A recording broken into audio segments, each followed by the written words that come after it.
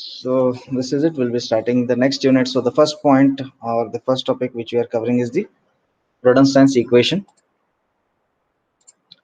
So here I have taken this slider crank mechanism, wherein of course I'll be showing this link as fixed.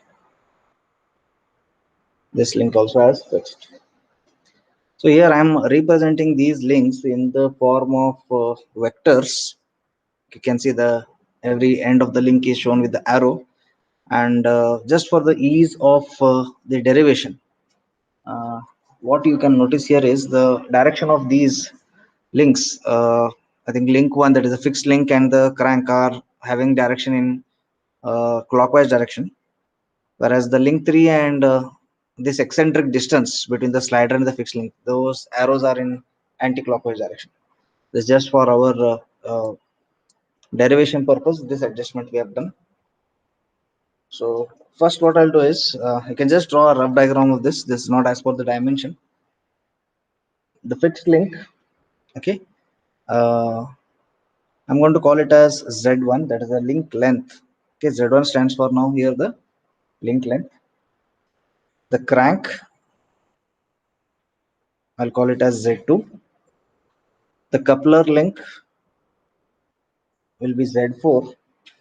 And now I'm not going to take this slider as a link because I'm not interested in knowing the dimensions of the slider.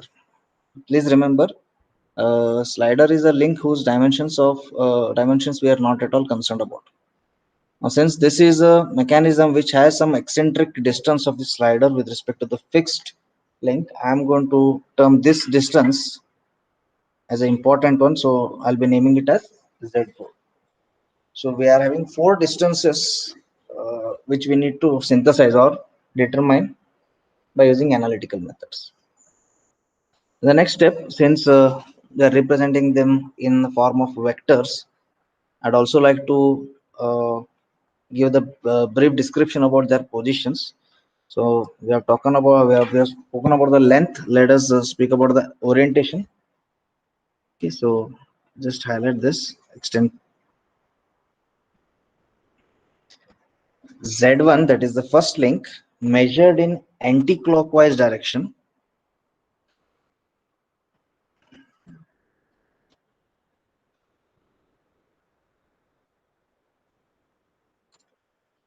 Okay, Z1 measured in anti-clockwise direction.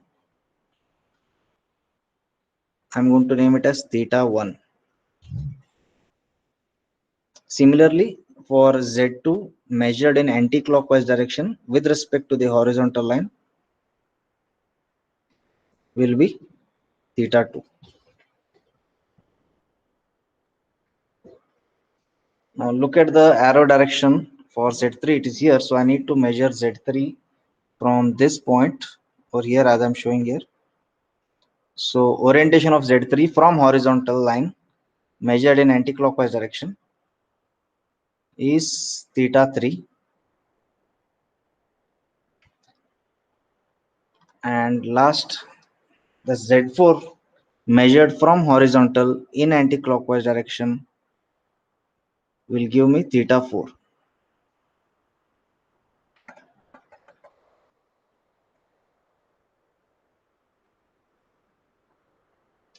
Okay, I hope this initial part of the drawing is clear. The 4-bar mechanism, that is a slider crank, and we have indicated the link lengths Z1, Z2, Z3, and Z4.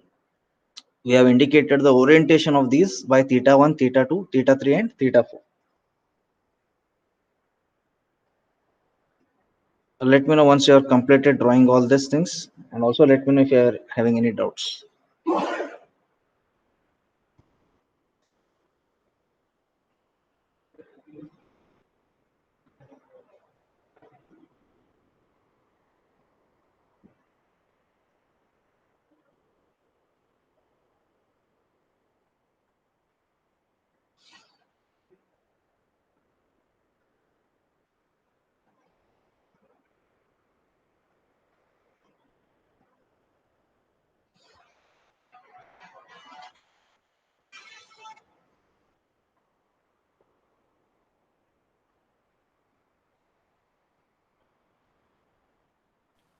Sir, no doubt. Done till here? All of you have drawn this? Yes, sir. Okay.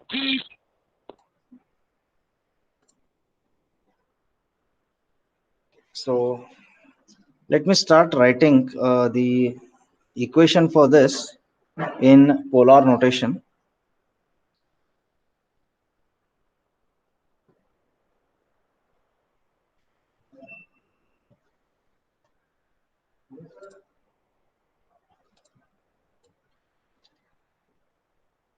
See, this fixed link, if I want to represent in polar notation, then I'll have to write this as Z1 e raised to j theta 1. This is how we are representing the link in polar notation. It includes the length as well as it includes the orientation. And what I'll do is the links which are showing the arrow direction in clockwise, I'll take them as positive, and the links which are showing the arrow direction in anti-clockwise, I'm going to take them as negative. This is just the science convention which I am following. You can just do it the other way around also. So I have taken clockwise as positive, anti-clockwise as negative. Okay. Plus for the second link, it will be Z2 e raised to j theta 2.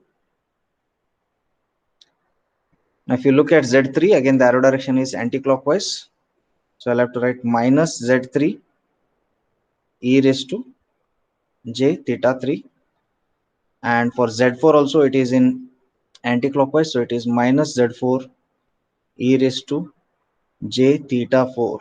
This must be equal to 0. This is the loop closure equation which we are using this because Z1, Z2, Z3 and Z4 forms a loop, closed loop, and depending upon the direction I have written the loop closure equation here.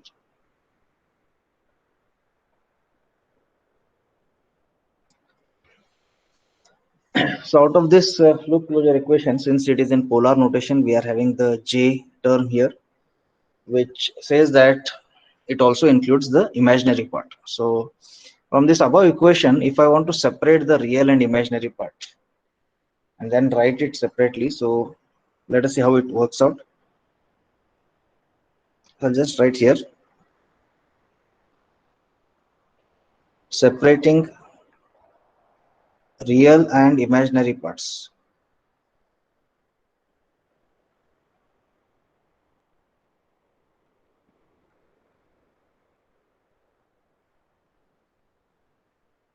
Can you tell me for this first term, if I want to expand this in terms of real and imaginary, how would it be?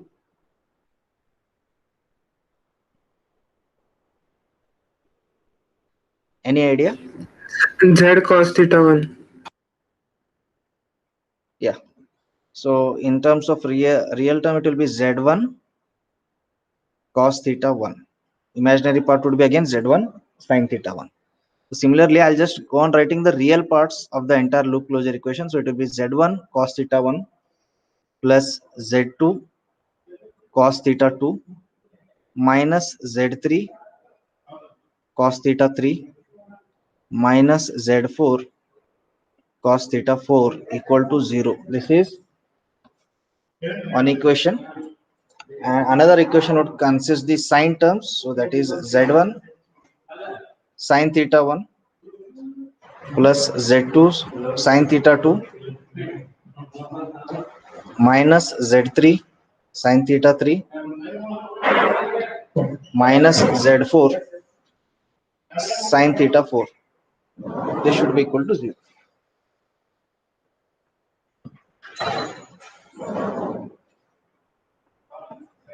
Okay, I hope it's clear till this part.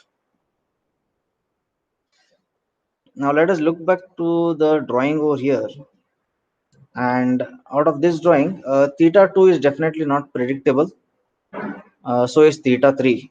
But if you look at theta 1 and theta 4, okay, irrespective of whatever dimensions the mechanism you draw, theta 1 is always going to be 180 degrees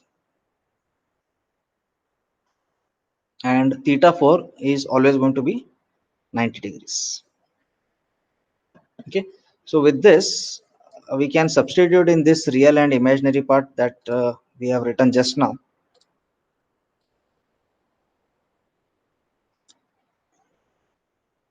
So I'll just write theta 1, we have 180 degrees, and theta 4, we have 90 degrees.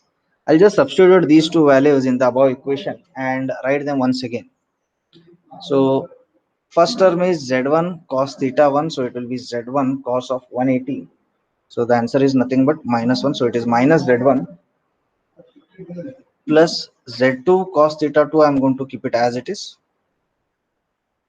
minus z3 cos theta 3 will be kept as it is, minus z4 cos theta 4. So theta 4 is 90, so this will be again 0. This entire term is 0 because cos of theta 4 is cos of 90, which is 0. Let us substitute again these theta values in the second equation also here. So I have z1 sine theta 1. Theta 1 is 180, so sine of 180 is 0. So the first term automatically becomes 0. Second term, I'm going to write it as it is, that is z2 sine of theta 2 minus z3 sine of theta 3 as it is. What about theta 4 now? That is sine 90. Sine 90 is 1, so this will be minus z4 equal to 0.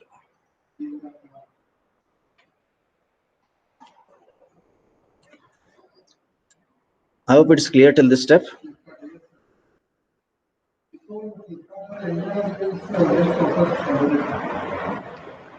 Yes, sir.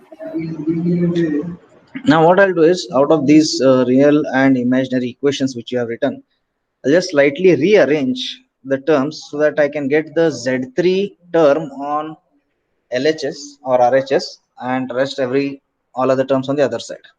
So I'll just rearrange the terms. So rearranging, what we get is minus Z1 plus Z2 cos of theta 2.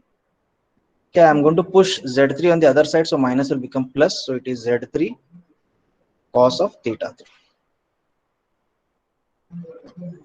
Similarly, the second equation I'll write here as Z2 sine theta 2 minus Z4, and I'll push Z3 on the other side, so it will become plus Z3 sine of theta 3. So why we are doing this is because Z3 and Z2, they both are associated with cos theta and sin theta. So if we bring it on one side, say either Z2 or Z3, you can bring anyone. I could have brought Z2 also, but I have taken Z3 on the other side. Now if I square and add them, so I'll on the RHS I'll have only Z3. Sorry, Z3 square cos square theta plus Z3 square sin square theta. So cos square plus sin square will be 1. I'll be left with only Z3 square. So that is the purpose of rearranging the terms. In the next step, I'll just square them and add them. So I'll square the LHS of this, add it with the square of LHS of this, equal to square of this plus square of this. I hope that's clear. I'm squaring and adding only the first left hand side term. So square of the this bracket, let us write it here. So this will be Z1 square plus Z2 square cos square theta 2 minus 2 times Z1 Z2 cos of theta 2. This is the square of our LHS of the first equation, plus I'll square the second equation LHS. So what I'm going to get, Z2 square sin square theta plus Z4 square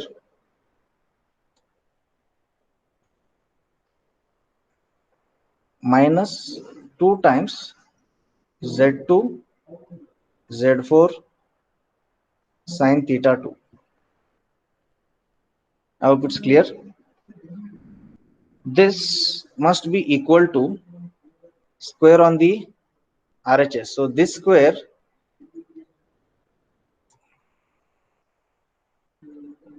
plus this square. What it will be? It will be only Z3 square. Why? Because inside the bracket I'll get cos square theta 3 plus sin square theta 3, which is equal to 1. So for this entire long equation that we have written, the RHS is only Z3.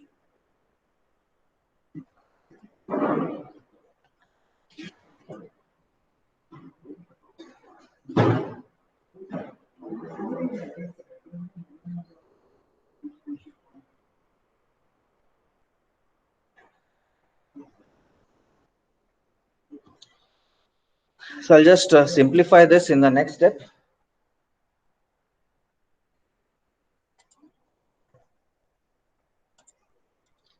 So I'll write the first term as it is, that is Z1 square.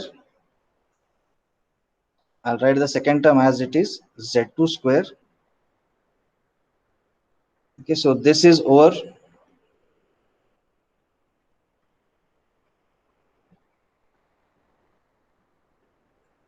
second term. Actually, I need to take this and this. So I'll write Z2 square. Sorry. What remains inside the back bracket is cos square theta 2 plus sin square theta 2. Okay, so these three terms are over now.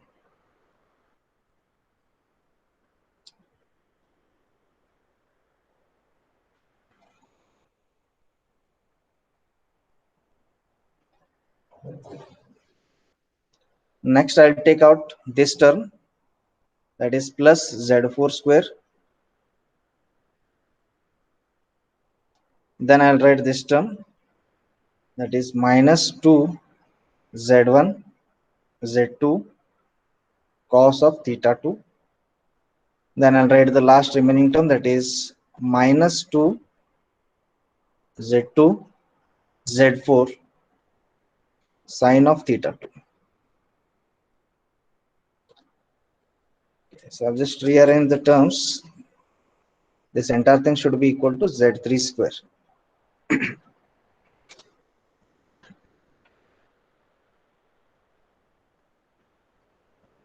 Okay, is it clear? Yes, sir. And the last but one step of this derivation, I'll write it in this format now. Z1 square equal to, that means apart from this Z1 square, rest all other terms I'm going to put it on the other side of the equation. So this bracket is equal to 1. So only this is plus Z2 square. So if I put it on the other side of the equation, I'll get minus Z2 square. I'll get minus Z4 square. And this I'll write it as it is, that is plus Z3 square. Then this term, when it goes to the other side, it becomes plus 2 times Z1 Z2 cos of theta 2, and this term it becomes plus 2 times Z2 Z4 sine of theta 2.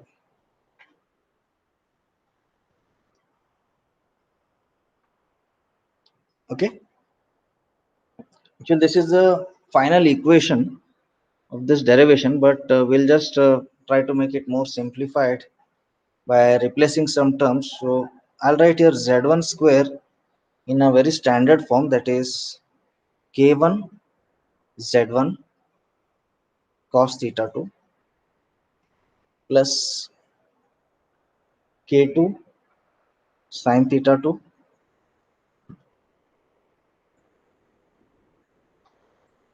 plus k3.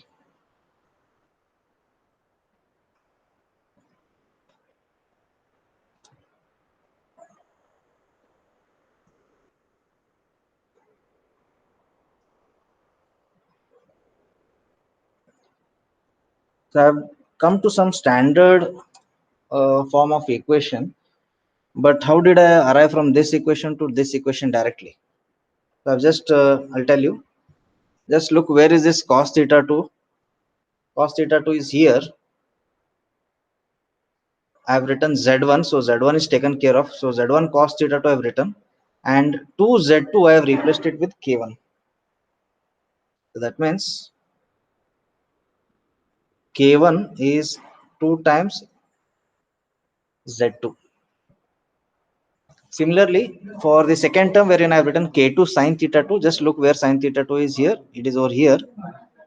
So k2 becomes this term, that is 2 times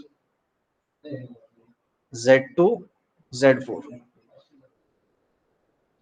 And whatever is remaining in the equation, that comes as k3.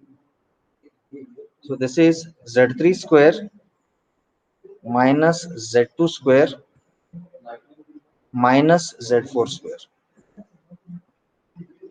So you need to remember this equation as well as these equations in order to solve the problem.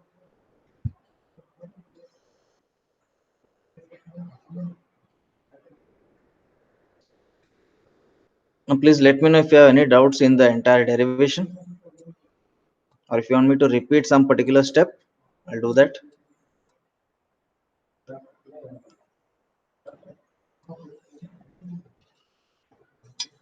Excuse me, sir. Sorry. Sir, can we take K1 as 2, Z2, Z1?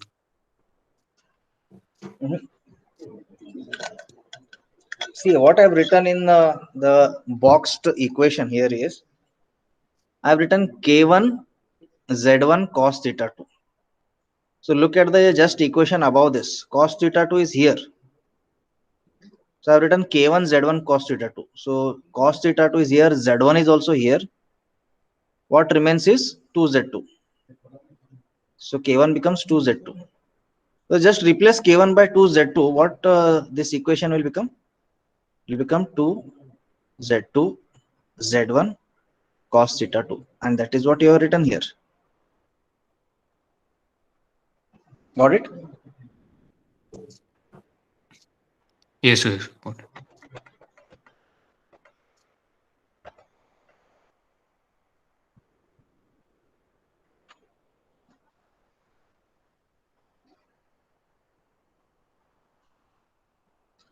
So that means we are going to use this particular equation and find out the values of k, that is k1, k2, k3, and accordingly we can also use the below set of equations to get the value of z2, z3, and z4.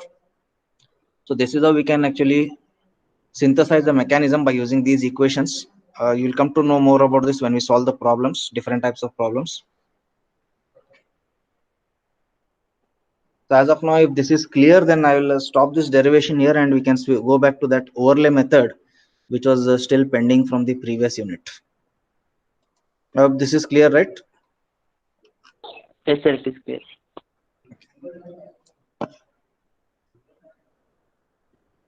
I'll be sharing this exactly the same file which I have written, scribbled over here as a derivation, or else if you want me to write it once again on a paper and scan it and send it, I'll do that. I'll just send it this file in your classroom. Just see how this can be accessed. If it's clear, well and good, or else I'll write it down once again and I'll send it to you. Yes, sir.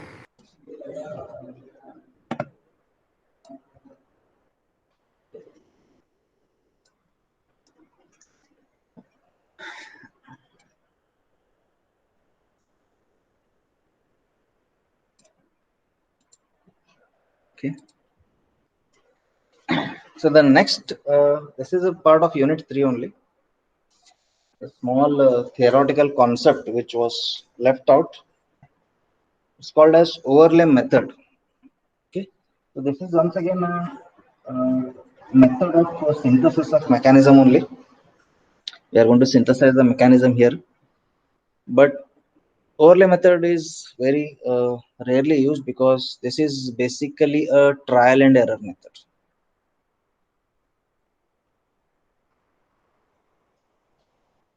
Okay, so this works on the concept of trial and error method. This is not going to give you the exact dimensions. So let us see how this method is being followed.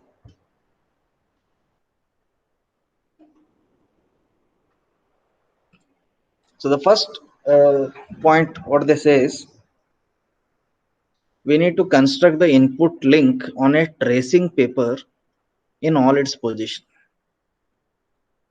So now, before showing you the diagrams, what assumption we are going to make here is, first of all, this is going to be a say 6-position synthesis.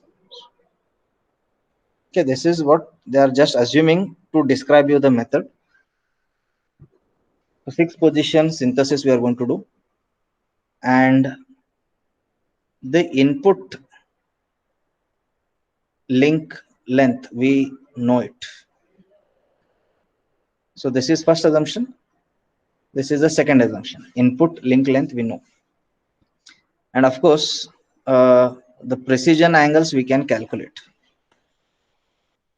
Okay, so the precision angles can be calculated. You need not assume this.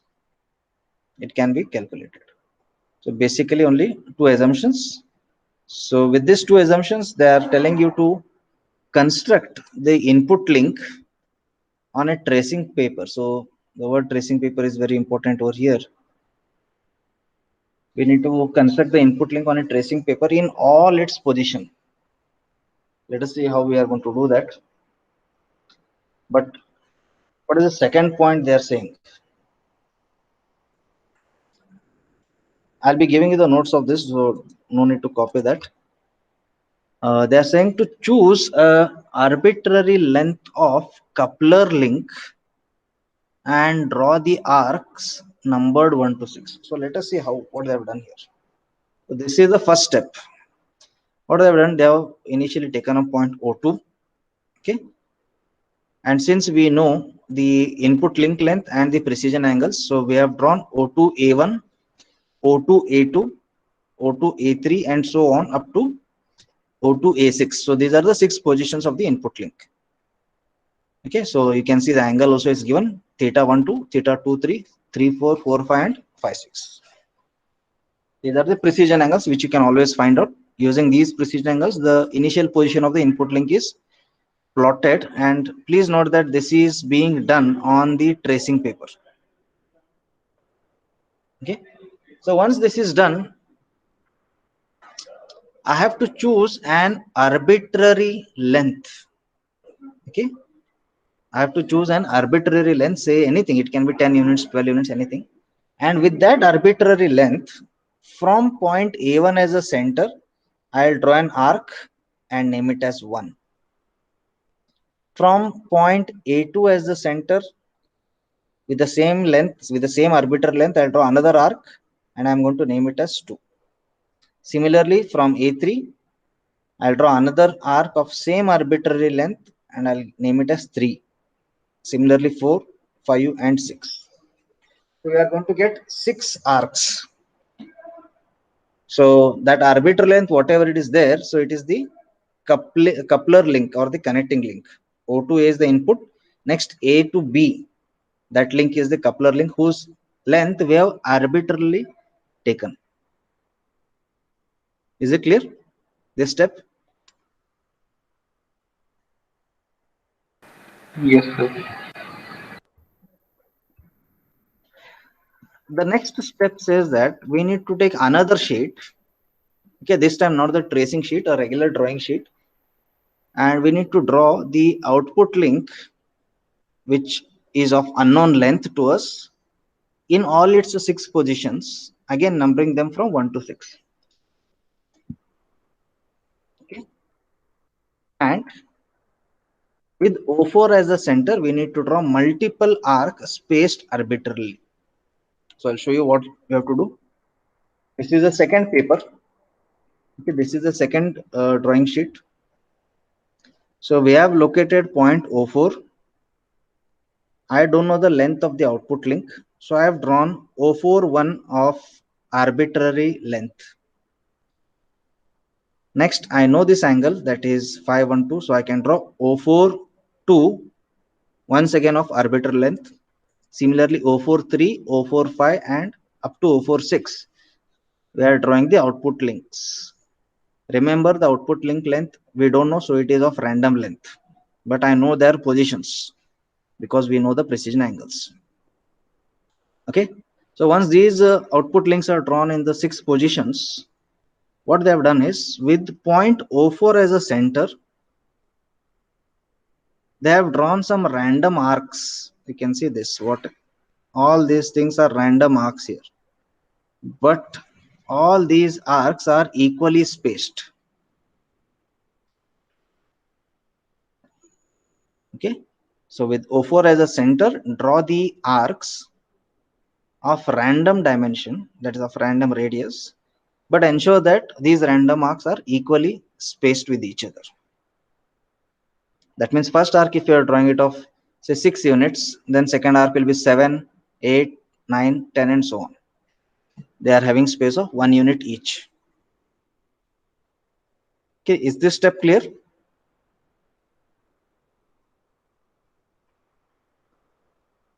Yes, sir.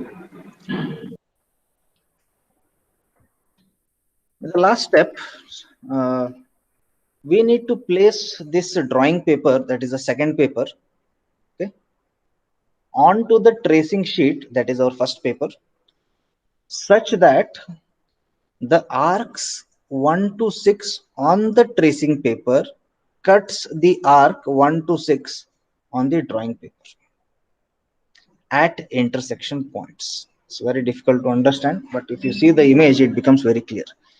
So how you are going to place this? As I said, this method is a purely trial and error method. So you need to keep on manipulating this tracing sheet or drawing sheet.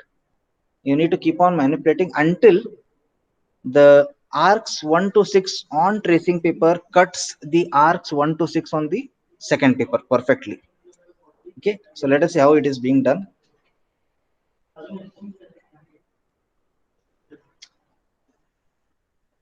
So here you can see this, they are not numbered here. I'll show you in the tracing sheet. If you remember, I'll go back and I'll show you. In tracing sheet, we have drawn these arcs, which is numbered 1 to 6. Okay.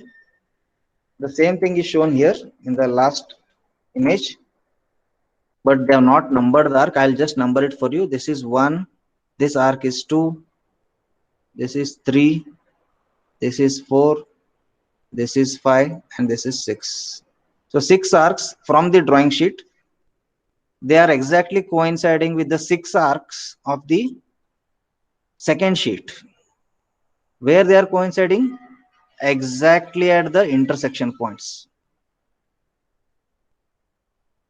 You can see they are not coinciding at in between those equally spaced arcs. They are not coinciding in exactly or somewhere between these arcs. They are coinciding exactly at the intersection. I hope you are getting this point, right? So O2, what you have drawn is on the tracing paper. O4, what you have drawn is on the regular drawing paper. So you place the drawing paper on the tracing paper. Or sorry, you need to place the tracing paper on the drawing paper and adjust it such that the 6 arcs of tracing paper should intersect the 6 arcs of the drawing paper at the intersection points. So that's why we have drawn this multiple arcs here. That means there is a possibility of any one of these arcs will perfectly match. Once it is matched, then you will get the mechanism. Say here in this case, they have taken the example of 4, that is this O2, A4, A4 to B4 and B4 to O4. So this is our required mechanism.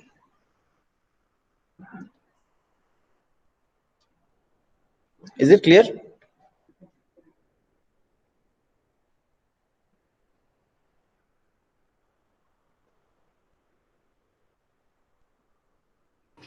Yes, sir. This is just a theoretical concept. It is not used anywhere, but since it is there as a part of syllabus, I'm explaining this to you. Okay. So I've already shared this overlay method notes in your Google Classroom. Let me just check it over here whether it's posted or not. If you go to this unit 3, so you can see I've already posted this overlay method. So all the detailed drawings along with the different steps available are given over here. So you can use this reference material.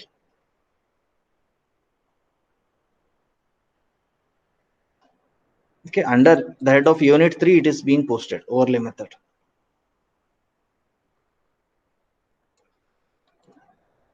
So we'll stop the class now. Unless you have any doubts, you can leave the class.